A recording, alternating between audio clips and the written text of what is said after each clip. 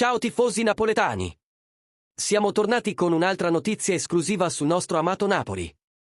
La nostra squadra sta cercando di migliorarsi sempre di più per portare buoni risultati, quindi non dimenticate di mettere un like a questo video e iscrivervi al canale per non perdere nessuna novità. Oggi abbiamo aggiornamenti importanti sul fronte dei trasferimenti. Repubblica annuncia l'accordo tra Napoli e Chelsea per Romelu Lukaku. Ecco quando arriverà il sì definitivo. Mercato di trasferimenti del Napoli, Romelu Lukaku si avvicina sempre di più al Napoli. L'attaccante belga è la prima scelta di Antonio Conte, come riportato dall'edizione online di Repubblica.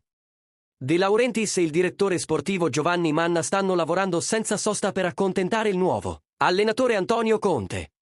Lukaku ha espresso la sua apertura nei confronti del Napoli e il desiderio di tornare a lavorare con Conte, con cui ha condiviso una straordinaria esperienza all'Inter.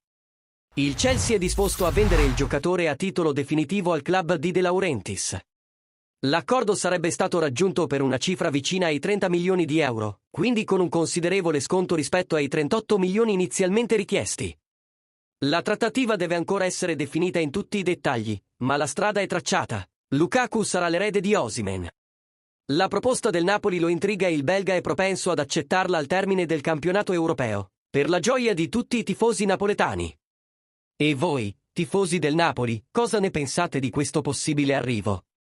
Romelu Lukaku è l'attaccante giusto per il nostro futuro?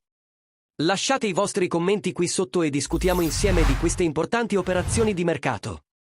E non dimenticate di mettere un like al video, iscrivervi al canale e attivare la campanella per rimanere sempre aggiornati sulle ultime novità del nostro amato Napoli. Alla prossima e forza Napoli sempre!